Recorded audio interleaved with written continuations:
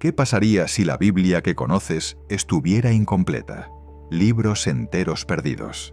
Libros que apuntan a nuestro tiempo y al final de la historia. Libros que fueron apartados, llamados marginales o etiquetados como herejía, no porque se probara que eran falsos, sino porque revelaban demasiado. Probablemente nunca has leído Bnei Enoch, Jubileos o Mecabián. Sin embargo, en Etiopía, estos libros fueron tratados como escritura. Entonces, ¿por qué fueron eliminados de nuestras Biblias? ¿Quién decidió qué cuenta como la palabra de Dios y qué se consideró demasiado peligroso para conservar? En lo alto de las montañas etíopes, en los monasterios de la Libela, los monjes aún custodian antiguos rollos que mencionan a los vigilantes, a los nefilim, calendarios ocultos y conflictos entre ángeles. Estos libros dejan claro que no se nos ha contado toda la historia. Llevan un relato que atraviesa imperios, concilios eclesiásticos y actos de supresión, y una vez que los abres, tienen el poder de cambiar tu forma de ver todo. Si estos libros dicen la verdad, no solo cambian cómo vemos el pasado, también transforman nuestra comprensión del plan de Dios y de nuestro futuro. Lo que estás a punto de escuchar ha estado oculto durante siglos. Para ver lo que se perdió, tenemos que volver al primer momento en que las Escrituras fueron divididas, al instante en que cierto conocimiento fue apartado y etiquetado como prohibido. En Etiopía, la Biblia incluye unos 81 libros, algunos dicen que más, y muchos de ellos se conservan completos, no solo en fragmentos. Entre ellos hay títulos que la mayoría de los cristianos occidentales jamás han visto. El primer libro de Enoch, Jubileos, Mecabián y también 1, 2 y 3 Mecabián, que no son los mismos que los macabeos que aparecen en las Biblias católicas. También están la oración de Manasés, los paralipómenos de Jeremías y 4 Esdras. En la Iglesia Ortodoxa Tehuajedo de Etiopía, estos no son tratados como notas adicionales. Se consideran escritura, se leen en la liturgia, los estudian los sacerdotes y se han transmitido de generación en generación. Estos libros se guardan en auténticas bibliotecas de piedra, construidas en los acantilados de regiones como Tigray y Gondar. Allí, los monjes han almacenado manuscritos envueltos en piel animal durante generaciones. Los textos están escritos a mano en Ge'ez, una antigua lengua semítica que ya se usaba antes de que muchos de los concilios posteriores intentaran definir qué contaba como palabra de Dios. En estos manuscritos, Enoc aparece moviéndose entre ángeles, se describe la caída de los vigilantes y el calendario y la edad de la humanidad se establecen de forma distinta. Estos escritos influyeron en el judaísmo primitivo, aparecen en las ideas que llamamos teología del Segundo Templo y están conectados con los textos hallados en los rollos del Mar Muerto. Cuando se descubrieron los rollos del Mar Muerto en las cuevas de Qumrán, los investigadores encontraron fragmentos de Enoc y Jubileos entre ellos. Eso demostró que estos libros no eran invenciones tardías ni historias locales menores. Formaban parte de una corriente espiritual más antigua que atravesaba el judaísmo temprano y que puede oírse detrás de ciertas partes del Nuevo Testamento. En las tradiciones occidentales, gran parte de ese material fue eliminado y sepultado bajo largos debates sobre qué libros debían quedarse, y bajo sistemas teológicos ligados al poder imperial. La formación del canon occidental no se basó únicamente en teología. El poder también influyó. Cuando los líderes fijaron la lista de libros, en reuniones como el Concilio de la Odisea en el siglo IV, y en la obra de figuras como Atanasio y Jerónimo, tomaron decisiones para reforzar su autoridad, definir la doctrina correcta y limitar lo que veían como desacuerdo peligroso. Textos como Enoc y Jubileos describen un universo que no encajaba con los esquemas que esos líderes estaban construyendo. Hablan de ángeles con nombres y jerarquías, de vigilantes que descendieron y corrompieron a la humanidad, y de secretos entregados a Enoc que van desde la creación del mundo hasta el juicio final. Jubileos presenta un calendario de 364 días que altera los rituales del templo, cambia las fechas de las festividades y desafía al orden sacerdotal dominante. Estos escritos fueron tratados como disruptivos y no fueron aceptados como escritura autorizada. En Etiopía, esos mismos libros recibieron otro lugar, Fueron honrados, incluidos y reconocidos como parte del canon mucho antes de esas decisiones occidentales. La Iglesia etíope no recibió su Biblia de Roma. Recibió sus escrituras a través de raíces judías y cristianas más antiguas, descritas como ininterrumpidas y libres del control colonial posterior. Eso produjo una tradición bíblica más amplia y en varios aspectos más antigua, que conserva material que otros descartaron. La mayoría de los cristianos, en otros lugares, jamás han leído estos textos. Muchos ni siquiera han escuchado el nombre Mecabián. Menos aún saben que la única copia completa de un Enoc sobrevivió no en griego ni en latín, sino en Ge'ez, conservada en los scriptoria monásticos de Etiopía, mientras que en Occidente se decía que el libro se había perdido. En el Nuevo Testamento, la carta de Judas cita a Enoc. Sin embargo, las mismas iglesias que aceptaron a Judas luego clasificaron a Enoc como apócrifo. En Etiopía nunca recibió ese estatus. Eso revela una profunda división en cómo distintas partes del cristianismo global trataron estos escritos y plantea preguntas sobre un sistema que dependía de excluir ciertos libros mientras seguía usándolos de otras formas. Dentro de los monasterios donde se leen estos textos, el enfoque no es la curiosidad. Un monje que abre uno de estos manuscritos lo hace como un acto de devoción y continuidad, dentro de un canon que, desde su punto de vista, nunca fue roto. Desde esa perspectiva, se vuelve evidente que no solo se han perdido páginas escritas, se han desvanecido formas enteras de ver, recordar y hablar del mundo. En estos libros, los vigilantes no se tratan como un simple relato. Los Nefilim no son solo una mención breve en Génesis 6. La ascensión de Enoc no es solo una frase que dice que caminó con Dios. Manejar el canon etíope es entrar en un mundo teológico preservado, que utiliza símbolos e imágenes que muchas tradiciones occidentales intentaron dejar de lado. Ese intento de silenciar estos textos nunca llegó del todo a las tierras altas etíopes.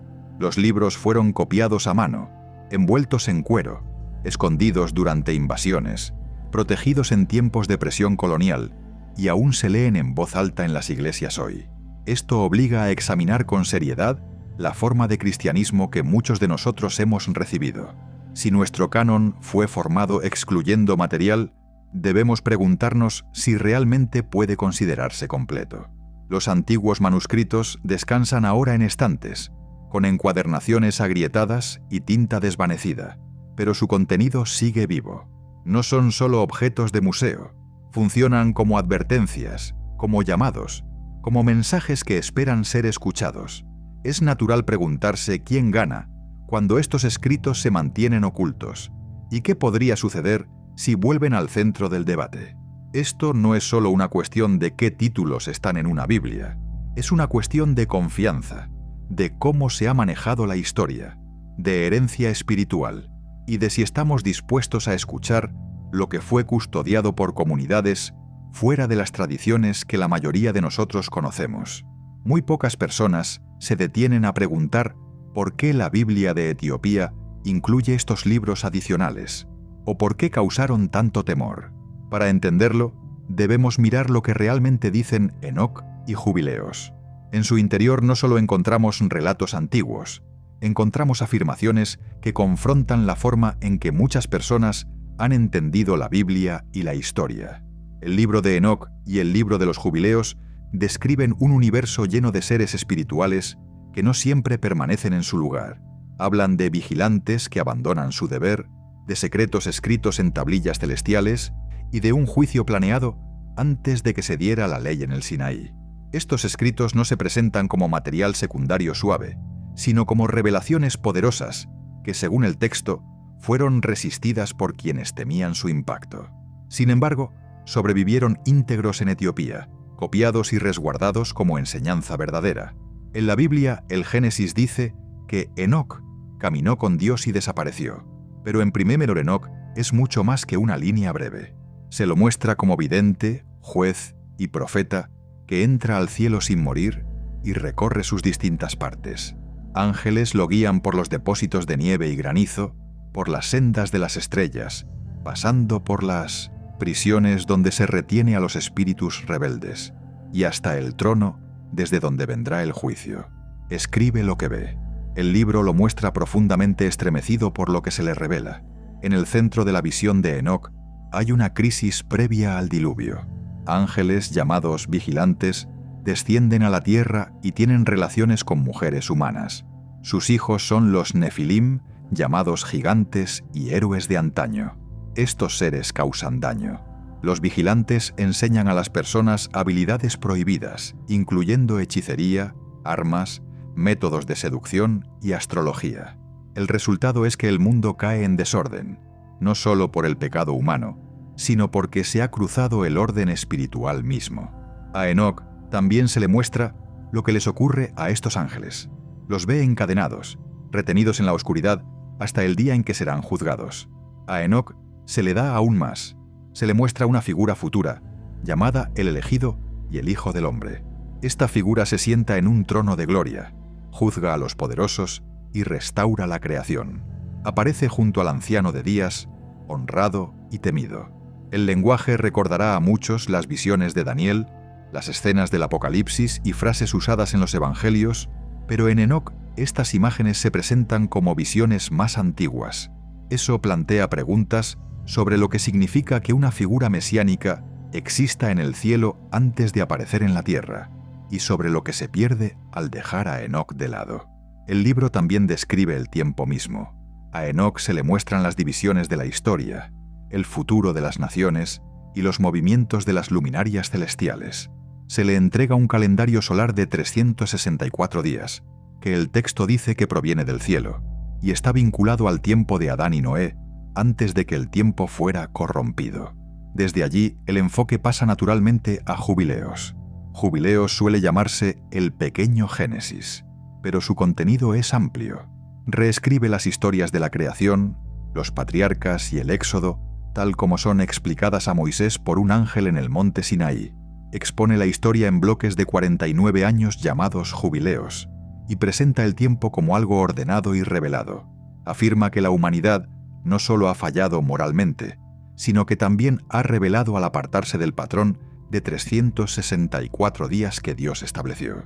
Desde esta perspectiva, cambiar el calendario se describe como una ruptura grave con el orden del universo. Jubileos no se limita a repetir el Génesis, añade nombres y detalles. Da el nombre de la esposa de Noé, nombres para las madres de las tribus, y habla de pecados ocultos de Caín.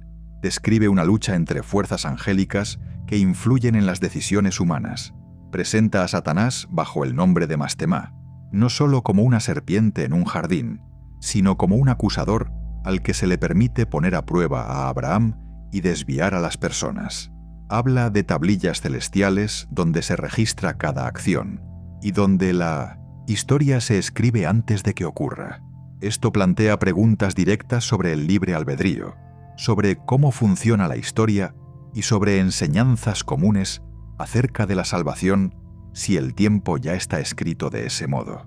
Tomados en conjunto, Jubileos y Enoc describen un mundo con múltiples capas, con registros en el cielo y seres espirituales activos en los asuntos humanos. Se presentan como voces que fueron apartadas porque sus visiones generaban temor. Esa afirmación y su contenido explican por qué estos dos libros se volvieron centrales en el canon etíope y controvertidos o excluidos en muchos otros lugares. En el libro de Enoc, los ángeles caídos piden misericordia. Envían su súplica a través de Enoc, rogando a Dios que los perdone. La respuesta que reciben es no. Los límites que cruzaron no serán deshechos. Los vigilantes quedan sentenciados a juicio, y las naciones que ignoran lo que ellos hicieron quedan bajo la misma revisión futura. Si estos relatos son ciertos, describen un mundo donde el cielo y la tierra están estrechamente unidos, donde los acontecimientos se repiten en patrones, donde fuerzas angélicas intervienen en el ascenso y la caída de imperios, y donde las advertencias de Enoc y Jubileos se presentan como profecía, no como historias simples. El texto pregunta qué significa para nosotros dejar estas advertencias sin leer, y cuánto se ha descartado como superstición solo porque no encajaba con los sistemas posteriores construidos por teólogos. Sugiere que hay temor, no solo por lo que estos libros describen, sino por lo que implican sobre el tamaño de la escritura y sobre cuán ordenada o completa es la imagen de la revelación que solemos tener. Al mismo tiempo, estos escritos fueron valorados en los primeros siglos de la Iglesia. La carta de Judas cita directamente a Enoc. El padre de la Iglesia, Tertuliano, habló de él con respeto. Los esenios de Qumrán conservaron partes de Enoc y Jubileos junto a libros como Isaías y la Torá. Durante un largo período, estos textos se sentaron junto a los escritos que después formarían el núcleo del canon. Más tarde fueron retirados, marcados como herejía, no porque se demostrara que eran falsos, sino porque se consideró que eran excesivos, demasiado visionarios y demasiado reveladores. Etiopía no siguió ese camino. Allí, Enoc, Jubileos, Mecabián y textos relacionados siguieron copiándose y leyéndose. Las visiones de Enoc fueron tratadas con cuidado. Los ciclos del tiempo en Jubileos se enseñaron como parte de la historia sagrada. La manera en que estos libros describen la estructura del mundo, el orden del tiempo y las advertencias que dan se mantuvo, aun cuando muchas comunidades occidentales eligieron dejarlos a un lado. Para el siglo IV, Etiopía ya era cristiana.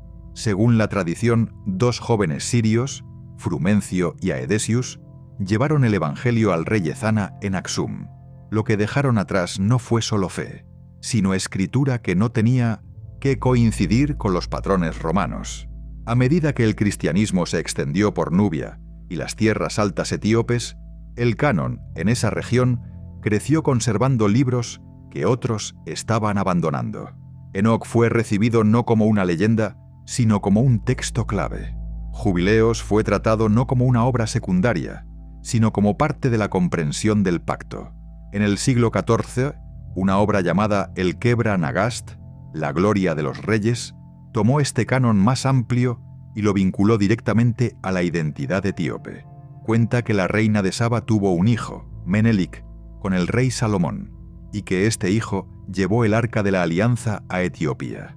La historia no se dejó como folclore, se recibió como un relato central, usado para sostener una dinastía salomónica que afirmaba su derecho a gobernar desde el pacto y no desde la conquista. Desde esa perspectiva, el emperador etíope era más que un gobernante político. Se lo veía como hijo de David, y el reino etíope como una continuación de Sión. Mantener esa afirmación tuvo un costo. Significó conservar libros que muchos en Occidente llamaban herejía. Significó declarar una línea real que no dependía de Roma ni de Constantinopla, sino de un vínculo con Jerusalén. Significó decir que el Arca de la Alianza, entendida como el trono terrenal de Dios, se había trasladado de Israel a Etiopía. En ese contexto, el canon y las historias unidas a él hicieron mucho más que moldear creencia. Actuaron como una forma de resistencia, una postura que distinguió a Etiopía y la expuso a presiones durante muchos siglos. Los escribas en Etiopía dedicaron su vida a copiar estos libros a mano. En iglesias de piedra, siguieron las mismas líneas en Gez que sus maestros y padres habían copiado antes. Puedes imaginar a un joven escriba leyendo los nombres de los vigilantes mientras los escribe. Nombres como Azazel, Semyaza, Penemue, sabiendo que esos nombres están prohibidos en otros lugares, pero deben conservarse aquí. Su maestro le recuerda que no deben olvidarse, porque pertenecen a una verdad que el mundo más amplio ha intentado borrar. Hubo tiempos de peligro abierto. Durante una incursión, un monje esconde un rollo bajo una piedra suelta en el piso de la capilla, mientras el humo se eleva afuera y una escuela misional arde. Traductores occidentales llegan de nuevo con una Biblia más corta, insistiendo en que la escritura verdadera es más reducida y más segura. El monje ha leído Enoc. Él sabe lo que enseñaron los ángeles y cuán peligrosos pueden ser los nombres olvidados. No huye. Ora para que el rollo lo sobreviva. Más tarde, la responsabilidad también recayó en el trono. Haile Selassie, el último gobernante coronado de la línea salomónica, ordenó en 1962 una traducción al amárico del canon etíope completo, incluyendo los deuterocanónicos y los textos adicionales. El objetivo era conservar lo que la presión colonial había intentado, aplastar. Llevaba a Enoc consigo y citaba la escritura como alguien que guarda un depósito, consciente de que centros como Roma, Londres y Ginebra ya trabajaban con una lista reducida de libros. El precio de conservar un canon más amplio fue alto. Durante siglos, misioneros llevaron Biblias que omitían textos que Etiopía había preservado. No preguntaron por qué el canon era distinto. Dijeron que estaba equivocado. Los monasterios fueron atacados. Los sacerdotes, reentrenados, se levantaron escuelas para corregir la creencia local. Prensas y traducciones importadas repitieron la idea de que las escrituras etíopes eran demasiado, que su canon estaba defectuoso, que su identidad era un error y no un llamado. Aún así, Etiopía mantuvo su rumbo. Conservar el canon más amplio significó conservar el control de su propia historia espiritual, cultural y política. Aceptar los 66 libros occidentales como norma habría significado renunciar a las historias que definían a Etiopía no solo como cristiana, sino como elegida. Así que los sacerdotes siguieron enseñando los nombres de los ángeles caídos. Los oficios siguieron usando pasajes de jubileos. Los rollos se escondían cuando había peligro y se sacaban cuando era seguro. El pueblo mantuvo la creencia de que su fe no era un eco de iglesias extranjeras. Este vínculo estrecho entre escritura e identidad distinguió a Etiopía. Su diferencia no estaba solo en la cantidad de libros, sino en la manera en que el canon estaba unido a la vida de la nación. En gran parte de Occidente, la teología fue moldeada por imperios, concilios y credos. En Etiopía, la escritura y la autoridad real estaban íntimamente unidas. Los escritos sagrados no eran simplemente herramientas del Estado, constituían la base misma del Estado. Quitar esos libros habría significado despojar a la gente que vivía por ellos. Desde esa perspectiva, la disputa sobre estos textos se vuelve algo más que un problema de listas. Significa que una nación que eligió conservarlos se convirtió en un obstáculo para la uniformidad religiosa y para el control colonial. Si el canon etíope era correcto, entonces Roma y Ginebra habían dejado algo fuera. Si sus escrituras eran verdaderas, entonces las fronteras aceptadas de la ortodoxia habían sido trazadas con demasiada estrechez. Esto plantea preguntas evidentes. ¿Por qué tan pocas personas en Occidente conocen el Kebra Nagast? ¿Por qué Enoc falta en la formación de la mayoría de los seminarios? ¿Por qué el nombre Mecabián suena extraño a tantos oídos cuando para millones forma parte de la escritura? ¿Qué revela el hecho de que copias completas de estos textos hayan sido conservadas no por papas ni reformadores, sino en las bibliotecas de un pueblo al que con frecuencia se le dijo que estaba fuera de la fe verdadera? ¿Qué dice eso sobre quién decide qué cuenta como palabra de Dios y sobre el riesgo de ignorar tradiciones que se negaron a ser silenciadas? Etiopía hizo más que almacenar estos libros. Vivió por ellos, moldeó su imperio alrededor de ellos, sufrió por ellos y oró con sus palabras. Ese uso continuo es un desafío para cualquier forma de cristianismo que intente reducir el misterio. Es difícil hablar del canon sin hablar de la gente que lo sostuvo, y difícil llamar completa a la Biblia mientras se rehúye enfrentar a quienes siguieron leyendo lo que otros dejaron de lado. Hoy, los textos siguen ahí, junto con la línea de fe que los custodia y los oficios que aún los proclaman en voz alta. Si el canon en otros lugares fue podado de formas que ayudaron a borrar a un pueblo, ¿qué significaría dejar que su canon nos dé forma a nosotros? La siguiente parte de esta historia sigue esa pregunta hacia el registro de la supresión, el largo esfuerzo por silenciar esta tradición mediante fuerza, traducción y fuego, y el hecho de que, pese a todo, estas escrituras no desaparecieron. Cuando las iglesias occidentales se movieron contra el canon más amplio de Etiopía, lo hicieron primero con libros, no con armas. Las misiones llegaron con cartas y Biblias traducidas. Los jesuitas arribaron en el siglo XVI y los protestantes en el siglo XIX. Su objetivo declarado era corregir el cristianismo etíope y acercarlo a los patrones de Roma o Ginebra.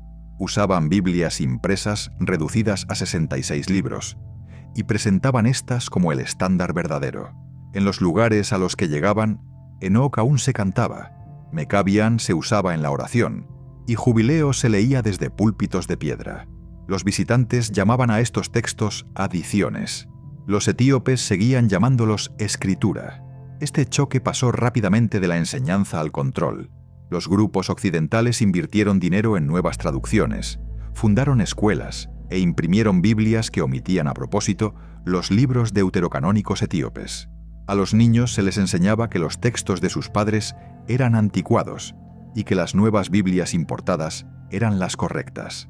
El canon más amplio de Etiopía fue rebautizado como cultura en lugar de teología, admirado por su belleza mientras se negaba su autoridad. Así, el intento de borrar estos libros tomó la forma superficial de ayuda y amistad, mientras por debajo operaba como un reemplazo de la memoria y la escritura. Dentro de Etiopía, el patrón antiguo continuó. Los libros se copiaban a mano. Rollos en fundas de cuero se trasladaban de un monasterio a otro. Los monjes estaban dispuestos a recorrer largas distancias para oír leer Mecabian o comparar un raro manuscrito de Enoc. Estos textos no solo se estudiaban, moldeaban la oración, el ayuno y los días santos. Marcaban el ritmo del año. Al mismo tiempo, imprentas occidentales producían en masa Biblias de 66 libros y las difundían ampliamente, eliminando todo lo que no coincidía con esa lista reducida. El resultado fue más que una simple pérdida. Significó que las voces, vinculadas al canon más amplio, fueron empujadas al silencio. El estrechamiento del canon no fue obra del azar ni del tiempo. Fue impulsado por el poder. Una Biblia más pequeña facilitaba el control. Una lista uniforme de libros simplificaba el acuerdo global. Oponerse al canon etíope era afirmar que ciudades como Roma, Londres o Berlín tenían una comprensión más clara de lo que Dios había dicho. Esto lleva a preguntas evidentes. Si el canon etíope se hubiera aceptado en todas partes, ¿cómo sería la historia de la Iglesia? ¿Qué doctrinas habrían tomado formas distintas? ¿Qué temas apocalípticos habrían ocupado el centro?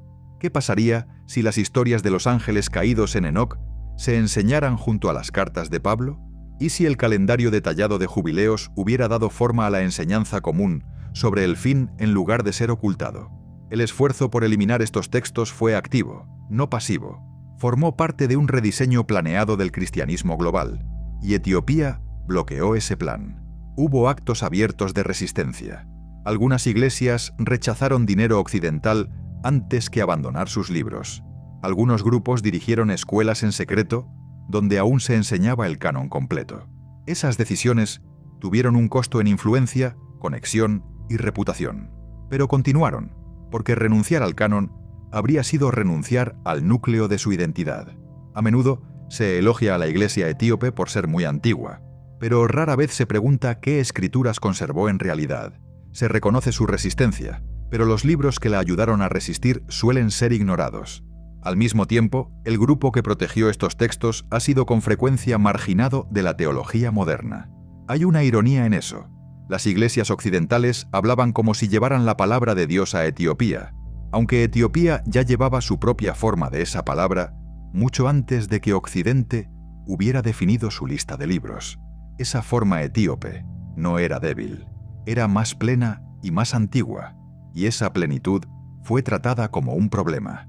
Apartar el canon etíope significó apartar más que unos cuantos títulos. Fue excluir toda una forma de pensar, una en la que los ángeles caminan entre las personas, el tiempo se fija por un patrón celestial y la profecía está abierta a quienes estén listos para recibirla.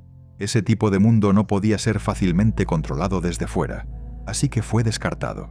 Aún así, la tradición no desapareció. Los nombres de Enoc y Mecabian siguieron en uso común. Los niños crecieron oyéndolos junto a nombres como Mateo y Juan. El canon se mantuvo en la vida diaria, no porque los académicos lo debatieran en universidades, sino porque se usaba en la adoración y la práctica. En años recientes, ese largo silencio ha comenzado a resquebrajarse. Investigadores han empezado a hacer preguntas que antes se evitaban. Nuevas traducciones de textos etíopes están apareciendo. El interés de lectores occidentales está volviéndose hacia estas fuentes. Al mismo tiempo, el viejo hábito de excluirlas no ha desaparecido del todo. Eso plantea nuevas preguntas. ¿Qué más fue removido en el esfuerzo por encajar en un solo patrón? ¿Qué mensajes se consideraron demasiado riesgosos para compartir? ¿Y qué sucede cuando esos mensajes vuelven a salir a la luz? El contenido de Enoc ayuda a explicar por qué fue tratado con tanta cautela. El libro hace más que describir visiones, emite juicios, identifica poderes espirituales, habla de imperios que caerán y de una figura divina que juzgará no solo el pecado humano, sino también a los vigilantes, los gobernantes espirituales que excedieron su lugar. Durante mucho tiempo, Enoc fue tratado como escritura. Leerlo en voz alta es entrar en una imagen del mundo invisible que está estructurada, jerarquizada y ya en conflicto consigo misma. En la versión etíope de Enoc, los ángeles caídos descienden, enseñan a las personas habilidades prohibidas y son retenidos bajo las montañas hasta el día del juicio. El diluvio se presenta como respuesta no solo al mal humano, sino también al daño causado por quienes introdujeron artes prohibidas en el mundo, incluyendo la guerra y la hechicería. Enoc también muestra otra figura más allá de ese juicio. Se le llama el elegido, el Hijo del Hombre, el juez justo. Se sienta junto al anciano de días, pesa a los reyes, rompe el orgullo de las naciones y trae luz duradera a quienes son contados como justos por el cielo. Este Hijo del Hombre se presenta como un rey real con autoridad, no como un símbolo. Escenas como esta recuerdan a muchos lectores partes de Daniel, Apocalipsis y los Evangelios, pero en Enoc aparecen como material anterior. Eso hizo que el libro fuera difícil de conservar, porque incluirlo implicaba admitir que el final de la historia en el cielo ya era conocido, y que era severo. Jubileos apoya muchos de los mismos temas. Habla de días de juicio establecidos de antemano. Reescribe el Génesis en un calendario celestial, dado a Moisés por ángeles. Describe demonios que engañan a la humanidad después del diluvio, y dice que Noé pidió a Dios que los volviera a encadenar. Vincula cada acto, cada pacto y cada fracaso con registros en tablillas celestiales, y trata el tiempo como un conjunto de patrones repetidos en lugar de una línea recta. Enseña que lo que ha pasado volverá a pasar. Su visión del tiempo no encaja fácilmente con las líneas cronológicas que la mayoría de las iglesias enseñan desde el púlpito. Estos escritos van más allá al nombrar figuras específicas. Nombran a Azazel y Semjaza entre los vigilantes, y a Mastemá como líder de fuerzas hostiles. Describen gobernantes espirituales asignados a las naciones y dicen que algunos obedecen y otros se rebelan. No presentan esto como un relato meramente simbólico, sino como una acusación contra poderes reales. Las preguntas que plantean no se quedan en el mundo antiguo.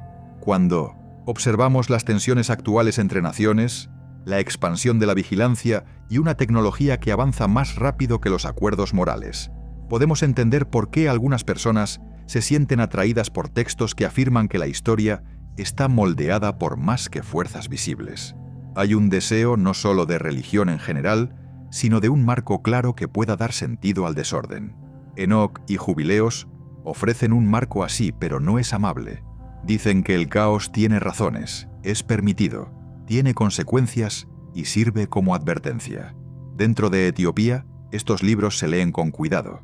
En la tradición de comentario Andemta, que usa explicación en capas, Enoc se estudia junto a la profecía, los salmos, el Apocalipsis y los Evangelios. Se trata como un texto que revela tanto la corrupción pasada como la esperanza futura. No es algo para apresurarse.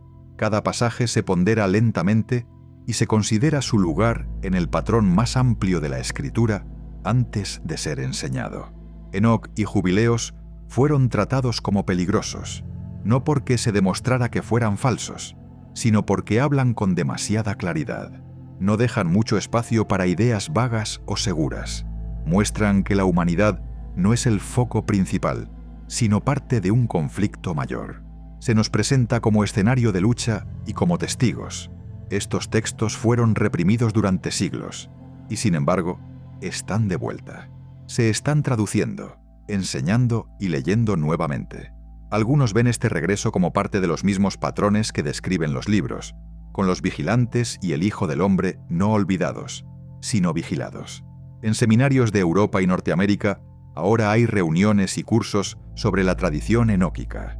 Editoriales académicas están publicando comentarios etíopes que antes se habían dejado de lado. Las personas comienzan a preguntarse qué fue excluido y qué ha permanecido en los márgenes. En Enoc leemos que las estrellas testifican contra el comportamiento humano, que el movimiento de la luna expresa dolor por nuestra corrupción y que la creación misma clama por renovación. El texto presenta esto como algo más que una emoción. Lo describe como una angustia profunda en la trama del mundo. La imagen que ofrece se compara luego con la agitación en la naturaleza, el conflicto político y la confusión espiritual de nuestro tiempo. La sugerencia es que estamos viendo lo que Enoc vio, pero ya no tenemos sus palabras para describirlo. Los libros regresan para devolvernos esas palabras y señalar nuevamente al Hijo del Hombre, como escritos que fueron retenidos para un tiempo y luego abiertos. Esto nos sitúa en un momento presente donde textos largamente suprimidos vuelven a hacerse visibles, donde el deseo espiritual se encuentra con advertencias muy antiguas y donde algunos buscan más allá de las tradiciones familiares para recuperar material más antiguo.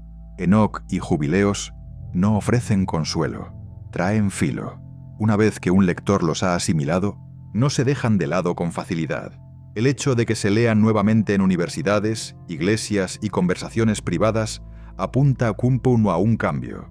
Voces que habían sido silenciadas están siendo escuchadas otra vez, y cómo responda la gente afectará más que solo la forma en que organizan sus Biblias. Hoy, el regreso de estos escritos es visible en contextos ordinarios.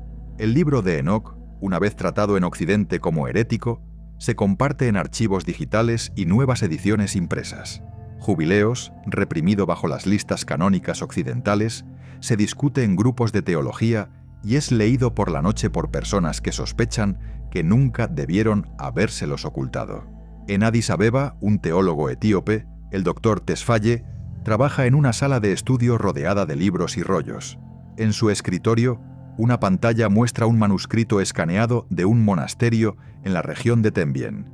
Le dice a un estudiante que la página que están viendo fue copiada en el año 1493, antes de que se imprimiera la primera Biblia en inglés, y que contiene profecías que Occidente aún no acepta por completo. Para ellos, leer esa página no es solo recolectar datos, es una elección por aferrarse a la memoria en un mundo que a menudo prefiere la conveniencia. Cada vez que alguien abre Enoc ahora y lee sobre el Hijo del Hombre junto al Anciano de Días, se presenta como un acto deliberado de regreso a esa visión más antigua. Cada vez que se cita Jubileos sobre el tiempo sagrado y las tablillas celestiales, se desafía la idea de que poderes externos tuvieron la última palabra sobre la Escritura. El texto enmarca esto no como nostalgia, sino como un nuevo despertar. En Roma, un pequeño grupo se reúne en un apartamento que ha sido convertido en capilla. Algunos de ellos son etíopes por herencia familiar. Otros simplemente se sienten atraídos allí. En el suelo hay una copia gastada de Mecabian con la portada descolorida y páginas marcadas. También leen del Eclesiástico, que los sacerdotes etíopes aún usan y que Occidente eliminó de sus Biblias estándar.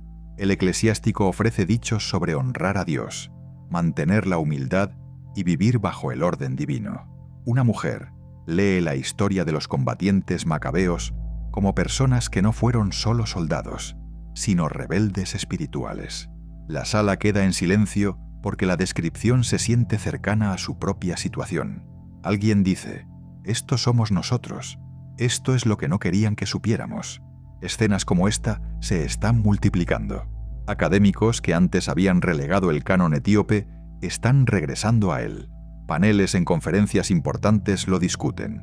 En una universidad en Oxford, un curso sobre canones alternativos del cristianismo comienza con una charla sobre lo que significan las visiones de Enoc para la teología. En una iglesia del Medio Oeste estadounidense, un pastor menciona discretamente a los vigilantes durante un estudio bíblico entre semana y lo llama especulación. Las personas que escuchan reaccionan con fuerza. Eso demuestra que estos textos hablan en un tiempo de profunda hambre espiritual. No brindan consuelo simple, desafían e incomodan, y ese sentido de seriedad es parte de por qué muchas personas se sienten atraídas hacia ellos. El regreso de estos libros no es solo un proyecto académico, también es un acto de devoción. En un monasterio cerca de Wuchro, un monje novicio recibe una nueva copia de Jubileos. Su maestro le dice que estas no son verdades nuevas, sino antiguas que resurgen. El novicio sabe que pasará años memorizando secciones antes de que se le permita enseñarlas. Así de en serio se toman. Fuera de Etiopía, un grupo de jóvenes ortodoxos etíopes en Norteamérica inicia un proyecto en línea para traducir el canon completo al inglés sencillo. Quieren no solo preservar su tradición, sino también corregir la forma en que fue apartada. Al publicar cada libro, reciben mensajes de muchos países. Una mujer en Brasil pregunta por qué nadie le habló de estos textos. Un estudiante de seminario en Sudáfrica pregunta qué más se les ha ocultado. Este redescubrimiento se describe como un cambio de corazón hacia escritos que durante mucho tiempo se consideraron innecesarios, pero que nunca fueron demostrados como falsos. Con cada regreso a estos libros, la pregunta crece. ¿Qué pasa con la fe cuando el canon se expande otra vez? Durante mucho tiempo, la Iglesia occidental se ha aferrado firmemente a una lista fija de 66 libros y ha tratado cualquier adición con sospecha. La Iglesia etíope, en cambio, ha conservado un canon más amplio y afirma que Dios ha hablado en más de un tiempo y lugar. No acepta que la palabra deba ajustarse a los límites establecidos por el imperio. Cuando la Iglesia en general empieza a considerar esa visión, los creyentes comienzan a preguntarse no solo qué fue preservado, sino también qué se perdió, y si la Escritura puede funcionar como una apertura en lugar de una barrera. El problema aquí no es una reescritura repentina de la doctrina, sino una renovación del sentido de cuán grande es la revelación y una reparación de la exclusión prolongada que dijo a muchas personas que su historia y sus visiones no contaban. La exclusión de estos libros transmitió un mensaje. Les dijo a millones que su experiencia y sus registros sagrados no eran importantes. Empujó el testimonio africano hacia el margen y trató percepciones antiguas como si ya no tuvieran valor. Ahora, a medida que cambia el interés, esa herida se presenta como empezando a sanar, reemplazada no por uniformidad, sino por un sentido más amplio de unidad. Algunos lectores ven en esto el cumplimiento de la idea de que lo que estuvo oculto un día sería revelado, que libros enterrados resurgirían, que los nombres de los vigilantes y el patrón del calendario celestial serían escuchados, y que el Hijo del Hombre sería tomado en serio como alguien que viene, no solo como figura retórica. Al mirar hacia atrás en este camino, podemos ver que hubo un plan para dejar que estos escritos se hundieran en la oscuridad bajo doctrinas y traducciones, para que los nombres de Enoc, Jubileos y Mecabian se desvanecieran en silencio. Sin embargo, no desaparecieron. Se conservaron en bibliotecas remotas, custodiados por gobernantes que trazaban su linaje hasta Salomón, repetidos por monjes a través de imperios cambiantes y transmitidos de generación en generación hasta hoy. Hemos seguido su rastro a través de canones ocultos, ángeles caídos, visiones de juicio, el trabajo de escribas que los copiaron con gran riesgo y los lectores modernos que vuelven a ellos con preguntas serias. Eso acerca el asunto a nosotros. Recibir un texto que estuvo enterrado durante siglos obliga a tomar una decisión. Plantea preguntas sobre lo que significa leer palabras que otros protegieron con sufrimiento y muerte, y sobre qué más habremos aceptado sin saber quién lo quitó primero. Los rollos, en esta perspectiva, no esperan comités, esperan a cualquier persona dispuesta a abrirlos y leer lo que ha estado fuera de vista. Pocas personas están preparadas para preguntar por qué se borraron estos libros, y menos aún para enfrentar su contenido. La pregunta final es simple. Si la palabra perdida de Dios hablara de nuevo, ¿la reconoceríamos o miraríamos hacia otro lado?